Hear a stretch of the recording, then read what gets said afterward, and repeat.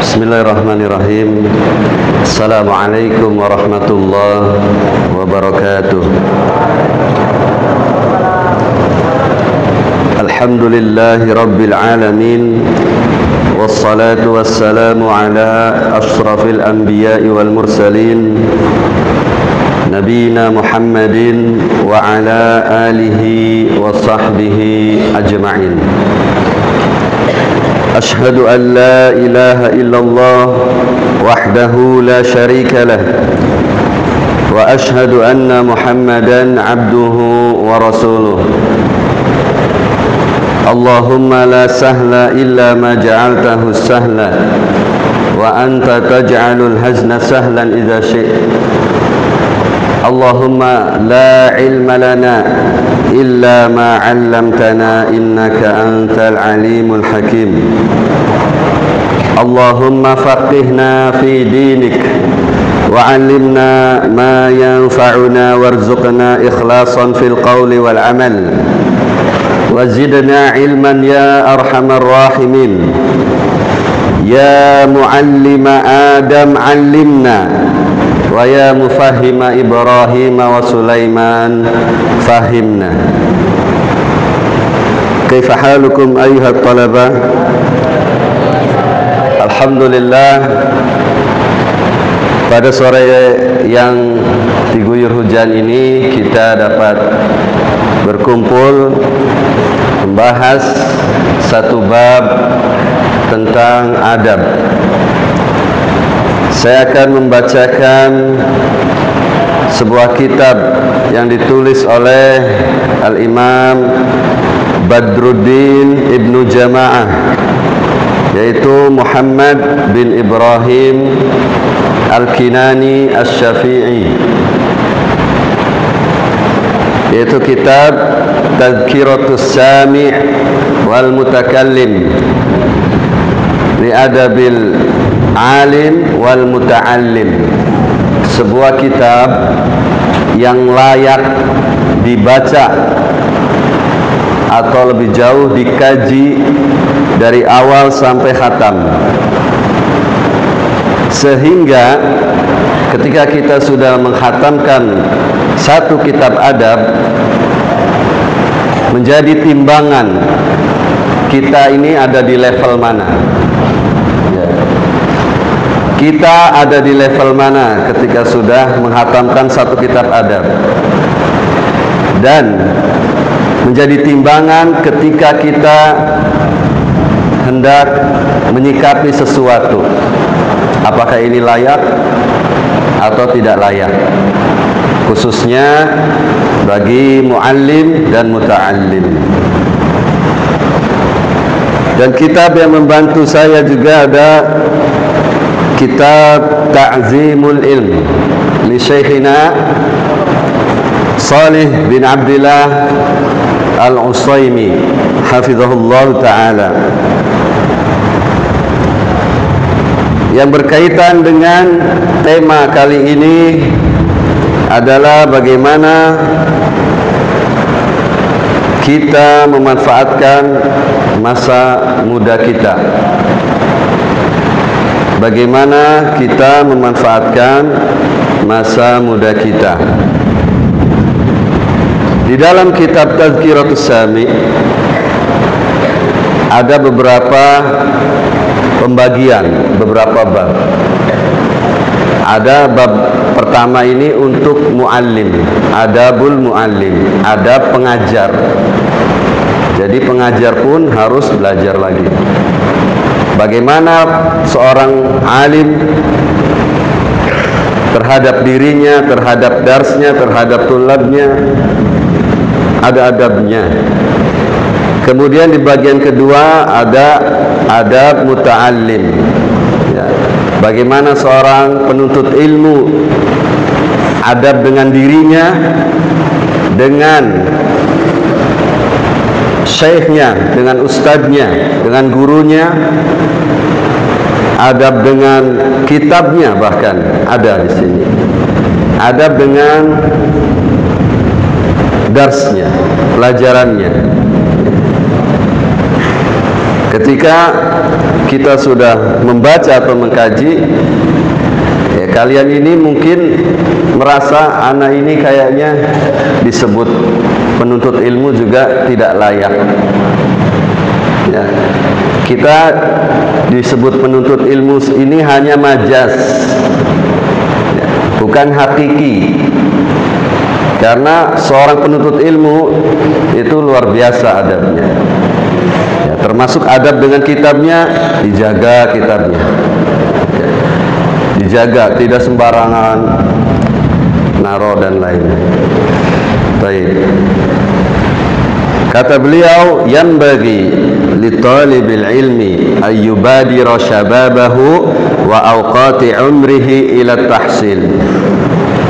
Hendaknya seorang penuntut ilmu bersegera memanfaatkan masa mudanya kepada menghasilkan ilmu, kepada menuntut ilmu, ya, memanfaatkan seluruh waktunya untuk menuntut ilmu. Wala tagtarra bi khuda'i taswif wa ta'mil, dan tidak tertipu dengan tipu daya taswif. Taswif adalah dari kata saufa, ya, menunda-nunda, nanti, ya. Dan takmil dari kata amal, panjang angan-angan, tulul amal, ya. Nanti kalau saya sudah kerja, saya akan belajar serius. Nanti kalau saya sudah lulus dari pondok, saya baru akan menghafal Quran. Itu taswif, ya. Nanti kalau saya sudah menikah, insya Allah saya akan serius belajar. Ini taswif, ya, menunda-nunda. La tagtar, jangan tertipu oleh taswif dan panjang angan-angan. Nanti saya kuliah di luar negeri, di Timur Tengah, nanti saya mau mulazamah dengan masyaikh di sana. Itu panjang angan-angan. Ya, padahal dia yang sekarang saja di sini biasa saja, tidak memanfaatkan asatizah yang di sini, ya, tidak menimba benar-benar ilmu asatizah yang di sini. Asatizah kalian berseliweran di mahad dibiarkan, ya. Terlebih lagi adab kalian terhadap asatizah cuek atau bahkan tidak menghargai, ya. Sehingga benarlah kata Makhlad bin Husain bahwa bil adab tufhamul ilm, ya. Dengan adab ilmu itu bisa dipahami. Maksudnya kalau seorang syekh atau seorang ustadz melihat seseorang penuntut ilmu itu tidak beradab, maka bisa jadi ustadz tersebut membatasi ilmu yang akan disampaikan, ya. Tapi kalau melihat penuntut ilmu itu adabnya luar biasa, maka seorang ustadz akan tidak segan-segan memberikan apa yang dia ketahui, ya. Jangan tertipu oleh taswif dan ta'mil. Kata beliau, fa inna kulla sa'atin tamdi min umrihi la badala laha wa la iwada anha. Karena setiap saat, setiap waktu yang lewat dari umurnya tidak akan ada gantinya, ya. Tidak akan ada gantinya dan tidak akan kembali. Kata penyair, wa ayyamal hudasati fadtanimha ala innal hudasata la tadumu. Masa muda itu, ya, masa muda itu hendaknya dimanfaatkan dengan baik. Ketahuilah bahwa masa muda itu tidak dawam, tidak awet, ada masanya. Masa muda itu ada masanya. Nanti kalian ada masanya menghadapi banyak beban pikiran dan beban yang lainnya. Kapan? Ketika misalnya kalian sudah menikah, kalian akan memikirkan istri kalian yang sedang sakit, anak kalian yang sedang sakit kalau sudah punya anak, ya, tidak fokus, terpencar pikirannya, tidak fokus untuk menimba ilmu, ya. Makanya ketika masih muda, manfaatkan baik-baik. Ketahuilah bahwa di masa muda ini asra ila nafas, ya. Jadi lebih cepat menyerap ilmu, wa aqwa ta'alluqan wa lusuqan, lebih nempel, lebih awet nempelnya. Qala Al-Hasan Al-Basri rahimahullah ta'ala, al-ilmu fi sigar kanaqshi fil hajar, yaitu belajar di waktu kecil seperti memahat di atas batu, seperti mengukir di atas batu. Kekuatan ilmu yang nempel di batu, yang nempel di kalian itu sama seperti ukiran yang nempel di batu, ya. Makanya kata penyair, iktanim sinni syababi ya fataya, indal masyibi yahmadul qawmu suraya. Manfaatkan waktu mudamu wahai pemuda, ya. Nanti ketika kalian sudah masyib, sudah beruban, manusia akan memujimu terus menerus, ya. Manusia akan terus menerus memujimu, ya. Karena dia memanfaatkan masa mudanya, ya.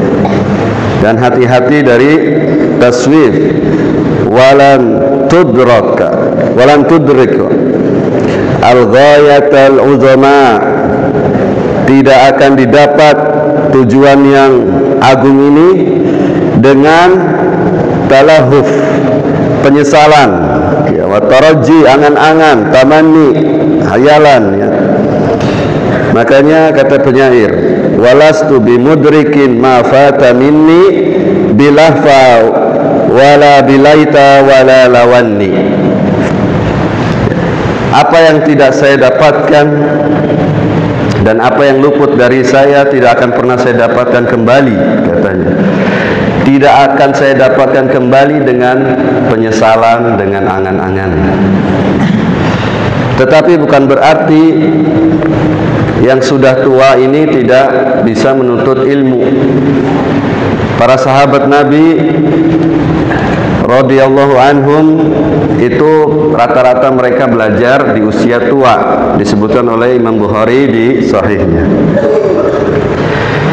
Qala al-musannif rahimahullah ta'ala, Ibnu Jama'ah al-mutawaffa sanata 30 wa 30 ba'da 700, wa yaqta'u ma yaqdiru alaihi minal ala'iqis syagilah, dan memutus, hendaknya penuntut ilmu itu memutus dari ala'iq asyagilah, yang menyibukkan, pikiran-pikiran yang menyibukkan. Ala'iq itu kaitan-kaitan yang menyibukkan. Dan awani dan awaik wal mani'ati anit tamami talab, dan menghalangi dari menuntut ilmu, ya. Fa innaha kaqawati'it thariq, karena sungguhnya alaik itu seperti begal, katanya. Qawati'it thariq itu penyamun, orang yang membegal, orang yang lewat di jalan. Itu qawati'it thariq. Seperti apa? Masa muda itu jangan disibukkan dengan, mohon maaf, dengan obrolan tentang sepak bola, obrolan tentang fashion, tentang sepatu, ya, tentang baju. Jangan disibukkan dengan itu. Itu alaik. Alaik itu namanya alaik asyagilah, yang menyibukkan kalian dari menuntut ilmu, sehingga kalian tidak fokus, ya. Apalagi mengikuti berita-berita tentang artis, ini alaik, ya. Atau apalagi tentang politik, ini alaik juga, menyibukkan kalian dari menuntut ilmu. Walidzalika istahabba salafu taghriba anil ahl. Karena itu para salaf dahulu itu mengasingkan diri, dia menuntut ilmu itu jauh dari keluarga, seperti kalian sekarang ya. Jauh dari keluarga supaya tidak tersibukkan. Tetapi di zaman sekarang muskilahnya, meskipun jauh ada handphone, jadi masih disibukkan. Ya, ini nasihat untuk wali santri juga, jangan anak kita itu disibukkan dengan hal-hal yang tidak seharusnya disibukkan. Kakeknya mati, meninggal dunia, suruh pulang. Ya. Bibinya mau hajatan, suruh pulang. Ini alaib, penghalang kalian menuntut ilmu dengan sempurna. Abinya mau family gathering, suruh pulang. Pulangnya seminggu ya, lama, sehingga kalian banyak terluput dari ilmu-ilmu. Al-Qadhi Abu Yusuf, murid senior Imam Abu Hanifah, beliau mewakilkan pengurusan jenazah anaknya demi agar tidak luput dari majelisnya Abu Hanifah. Beliau mewakilkan, anaknya meninggal, beliau mewakilkan kepada orang untuk diurus jenazahnya, karena ada satu majelis yang kalau saya luput darinya, saya ketinggalan banyak faidah. Abu Yusuf, orang yang pertama digelari Qadil Qudat ya, hakimnya para hakim, murid senior Abu Hanifah. Kemudian juga para salaf itu kalau dulu itu kirim surat. Ketika dia rihlah menuntut ilmu ke negeri lain, ada yang ngirim surat dari keluarganya, nggak dibaca sama dia, ditaruh. Nggak dibaca, ditaruh. Setiap surat yang masuk tidak dia baca. Ketika dia lulus, baru dia buka. Orang tuanya meninggal, ada ini, ada itu, baru dia buka. Tetapi dengan itu keberhasilannya luar biasa ya, para salaf terdahulu. Mereka senang dari mengasingkan diri, wa bu'da anil waton, dan menjauh dari negerinya. Sebab kalau kita mondok ke tempat yang dekat, misalnya Wanayasa, mondok ke MH, ada apa-apa pulang ya kan, ada apa-apa disuruh pulang atau pulang sendiri.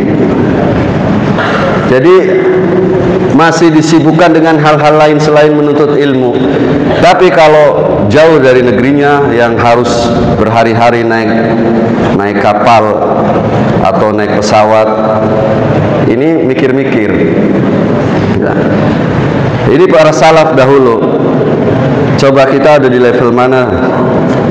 Mungkin kita ini pantas disebut penuntut ilmu majasi ya. Li'annal fikrata iza tawazza'at qasurat ya, andarkil haqaiki wa umudid daqaiki. Karena fikrah, pemikiran itu kalau sudah terbagi-bagi,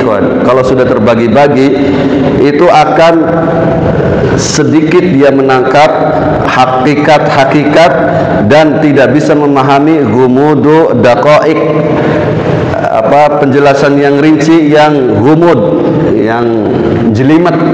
Itu susah untuk mencerna ini karena sudah terpencar pikirannya, itu sudah tawazza'at al-fikratu, sudah terbagi-bagi ya.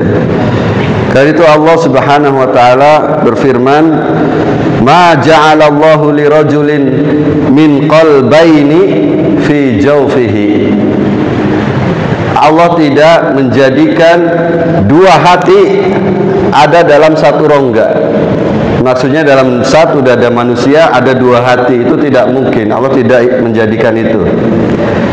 Makanya tidak akan berkumpul, nyanyian dan Quran itu tidak akan berkumpul. Mana yang mendominasi? Kalau nyanyian yang mendominasi, Quran kalian akan kalah. 6 tahun kalian di sini buang waktu karena nggak akan dapat. Ya, kalian lulus pondok pasti nyanyi-nyanyi. Ya, karena yang mendominasinya itu. Tapi kalau yang mendominasi itu Al-Quran, insya Allah 3 tahun juga bisa diraih. Ya. Wa kadzalika yuqal, demikian juga dikatakan al-ilmu la yu'tika ba'dahu hatta tu'tiyahu kullaka. Ilmu itu tidak akan menyerahkan sebagiannya kepadamu, kepada kita. Sebagian ilmu itu tidak akan diserahkan kepadamu sampai kamu menyerahkan semua dirimu. Artinya, kalau ada manusia, ada orang yang dari lahir, dari balik dia gunakan waktunya untuk menuntut ilmu sampai tua, dia hanya akan mendapatkan sebagian dari ilmu karena dia sudah mengerahkan semua umurnya untuk ilmu, maka yang didapat hanya sebagian saja. Wa naqala al-Khatibul Baghdadi fi Jami'i an ba'dihim. Al-Khatib Al-Baghdadi ini wafat tahun 463. Beliau Al-Khatib Al-Baghdadi ini, nama beliau adalah Ahmad bin Ali bin Sabit. Al-Khatib adalah abinya dulu digelari Al-Khatib, ya, Al-Baghdad. Beliau punya kitab yang fenomenal, yaitu Tarikh Al-Baghdad. Beliau membaca kitab ke gurunya Ismail Al-Hiri, membaca Sahih Bukhari dalam 3 majelis khatam. Dimulai dari ba'da maghrib sampai menjelang subuh. Itu majelis pertama. Setelah subuh mulai lagi sampai maghrib. Itu majelis keduanya. Setelah maghrib dilanjut lagi sampai subuh lagi, selesai khatam. Ya. Az-Zahabi ketika mengomentari ini, kata beliau, saya tidak tahu di zaman ini masih ada enggak orang yang seperti Al-Khatib. Kata Az-Zahabi, tahun 700-an itu Az-Zahabi. Kata Syekhuna Shalih bin Abdul Al-Utsaimin, bagaimana kalau Az-Zahabi melihat zaman tahun ini, tahun 2000-an? Mungkin dia akan lebih aneh lagi. Kata Al-Khatib, la yanalu hadzal ilma illa man aqala dukkanahu wa harraba bustanahu wa hajara ikhwanahu wa mata aqrabu ahlihi falam yashhad janazatahu. Kata Al-Khatib, tidak akan ilmu ini bisa diraih kecuali oleh orang yang aqala dukkanahu, menelantarkan tokonya, artinya meninggalkan perdagangannya, wa harraba bustanahu, merusak kebunnya, ya, kebunnya dirusak, wa hajara ihwanahu, dan menjauhi teman-teman yang gak beres, ya, teman-teman yang gak beresnya itu dijauhi. Wa mata aqrabu ahlihi falam yashhad janazatu, sehingga sampai salah seorang keluarganya ada yang meninggal, dia tidak menyaksikan pemakamannya, barulah dia bisa mendapatkan ilmu, kata Al-Khatib. Dan yang mempengaruhi kita, ikhwan, di masa muda ini, masa-masa kalian, adalah teman yang buruk. Hindari teman yang buruk, ya. Standar kita itu beda. Jangan samakan standar kita dengan standar orang lain. Karena suhbah pertemanan itu ada berapa? Ada 3 ya.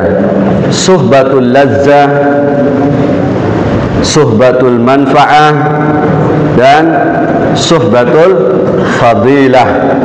Suhbatul lazzah itu orang yang mau berteman dengan kita hanya enak-enaknya saja, untuk nongkrong satu komunitas, satu frekuensi, satu hobi. Tapi ketika sudah kita tertimpa musibah dan lainnya, mereka tidak peduli. Suhbatul lazzah, pengennya enaknya saja. Yang kedua, suhbatul manfa'ah, orang yang mau berteman dengan kita hanya ingin memanfaatkan kita saja, memanfaatkan kebaikan kita, memanfaatkan harta kita dan lainnya, memanfaatkan kedekatan kita dengan orang lain yang dia tuju dan lainnya. Kalau kita sudah tidak ada manfaatnya, dia tidak nelpon, tidak WA, tidak salam, seakan-akan kita bukan temannya. Ini banyak teman yang seperti ini. Yang ketiga, suhbatul fadilah, inilah yang harus dicari oleh kita, yaitu teman yang dia berteman dengan kita karena kita taat kepada Allah Subhanahu wa taala, kita selalu berada di atas kebaikan. Ketika kita tergelincir, dia mengingatkan. Demikian juga sebaliknya, dia akan menerima kita apapun kondisi kita, ya, kaya, miskin, hitam, putih. Mereka akan, suhbatul fadilah ini akan berteman dengan kita. Orang-orang membuli kita, dia berteman dengan kita. Dan ini jarang, ya, pertemanan seperti ini jarang. Dan seorang penuntut ilmu harus punya teman supaya tidak berat, karena menuntut ilmu itu berat, maka harus punya teman untuk diskusi dan lain. Wa hadza kulluhu wa in kanat fihi mubalaghatun, meskipun ini terlihat seperti berlebihan, fal maqsudu bihi annahu la budda fihi min jam'il qalbi wajtima'il fikr. Maksudnya adalah ketika kita menuntut ilmu itu harus mengumpulkan semua hati, maksudnya fokus, tidak terpecah-pecah, ya, ijtima'ul fikr itu fokus. Waqila amara ba'dul masyayikh amara taliban lahu binahwi ma rawahul khatib al-Baghdadi, fakana akhiru ma amaruhu bihi an qala asbig saubaka kaila tashghalaka fikru ghaslihi. Ya. Sebagian masyayikh mempraktekkan apa yang disampaikan oleh Al-Khatib Al-Baghdadi, ya. Maka kesimpulan dari itu, kata mereka, asbig saubaka, kotorkan pakaianmu. Ini kinayah, ya. Kotorkan pakaianmu, maksudnya buat kotor pakaianmu yang putih itu, jadikan kotor banget. Kaila tashghalaka fikru ghaslihi, supaya tidak ada terlintas untuk mikir nyucinya, karena sudah saking kotornya, nggak terlintas untuk mikir nyuci segitunya, ya. Penuntut ilmu zaman dulu itu maksudnya nggak mau pikirannya itu terpecah sampai ke nyuci baju pun tidak mau. Jadi jangan sampai bajunya ini memalingkan dia dari ilmu, sampai aduh baju saya gimana ini kotor, nanti nyucinya kapan ya. Ini hal yang sekecil ini saja bagi mereka ini harus dihilangkan, ya. Maka bagaimana dengan kita yang setiap pekan ada jadwal nelpon? Mohon maaf ini, ya, setiap pekan ada jadwal nelpon, ya. Bukannya tidak boleh, tapi pasti akan berdampak ke belajar kalian.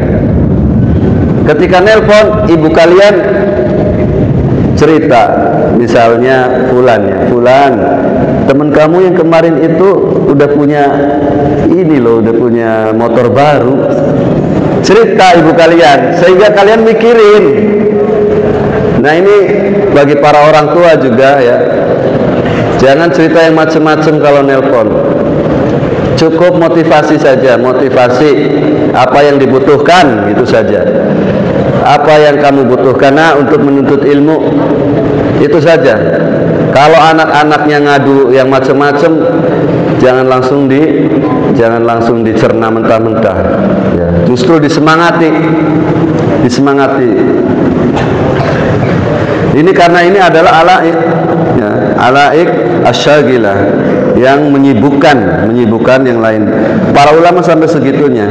Bahkan wa mimma yuqalu an Syafi'i rahimahullah, dan apa yang dikatakan ya, yang diriwayatkan dari Imam Syafi'i, annahu qala, bahwasanya beliau berkata, law kulliftu syara'a basalatin lama fahimtu mas'alatan. Kalau sekiranya dulu saya disuruh untuk beli bawang, kata Imam Syafi'i, pasti saya tidak akan bisa memahami masalah. Maksudnya apa? Uminya Imam Syafi'i itu tidak mengganggu sekecil apapun anaknya ketika menuntut ilmu. Kalian mungkin masyhur, Imam Syafi'i itu terlalu masyhur untuk diceritakan. Ya, beliau lahir itu dalam keadaan yatim. Lahirnya di mana? Fi Gaza. Di Gaza Imam Syafi'i itu, di Palestina. Tahun berapa?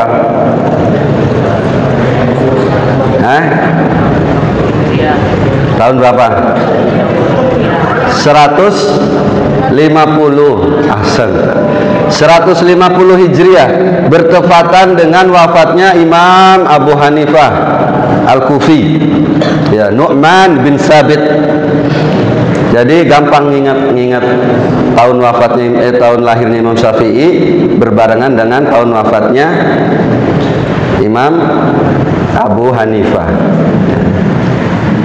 Tahun 150. Ya. Uminya Imam Syafi'i sampai menjual rumah, ya, menjual rumah karena takut anaknya ini nggak diaku oleh kabilah Quraisy, ya, karena nggak ada bapaknya, siapa yang bisa menyambungkan dia dengan Quraisy, ya. Menjual rumah di Gaza untuk pindah ke Mekah. Di Mekah itu Imam Syafi'i disuruh belajar di Badiah, di pedalaman, ya, tidak disibukkan oleh apapun.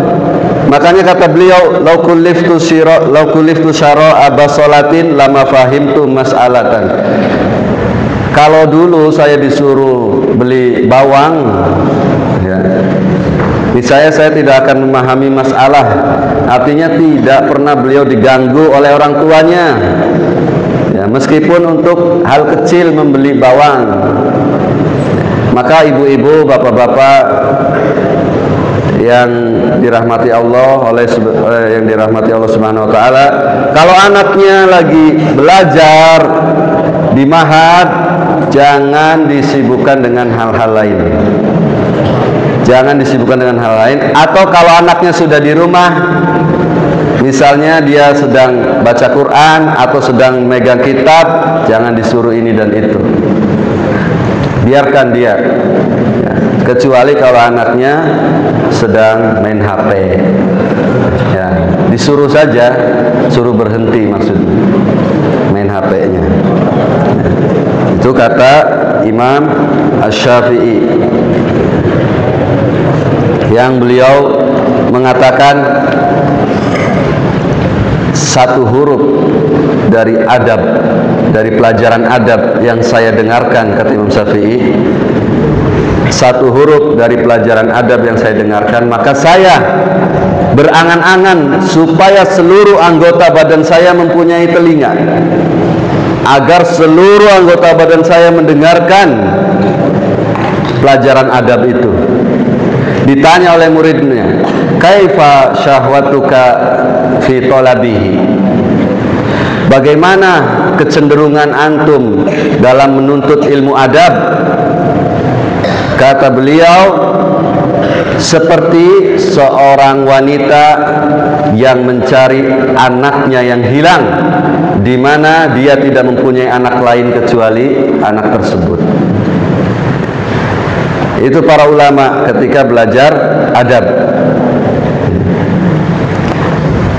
Maka ikhwan sekalian yang dirahmati Allah Subhanahu wa taala, marilah kita untuk introspeksi diri agar memperbaiki apa yang sudah kita lakukan, agar memperbaiki adab kita. Makanya saya sarankan di masjid ini dikaji satu kitab adab, ya. Bagaimana seseorang talib bisa mengatakan ustadz itu nggak beradab, sedangkan dia belum menamatkan, belum menghatamkan satu pun kitab adab? Dari mana timbangannya? Pasti dari hawa nafsunya. Demikian juga seorang ustadz mungkin perlu belajar adab lagi, karena ustadz juga harus beradab, ya, adab kepada muridnya, kepada darsnya dan lain-lain. Wallahu a'lam bissawab, wal ilmu indallah. Nas'alullah ta'ala mimma yanfa'una wa yanfa'ana bima 'allamana, innahu waliyyu dzalika wal qadiru alaih. Hal min su'al? Nafi? Naktafi. Wa sallallahu ala nabiyyina Muhammadin wa ala alihi wa sahbihi wa baraka wa salam. Subhanaka Allahumma wa bihamdik, asyhadu an la ilaha illa anta astaghfiruka wa atubu ilaik. Walhamdulillahi rabbil alamin. Wassalamu alaikum warahmatullahi wabarakatuh.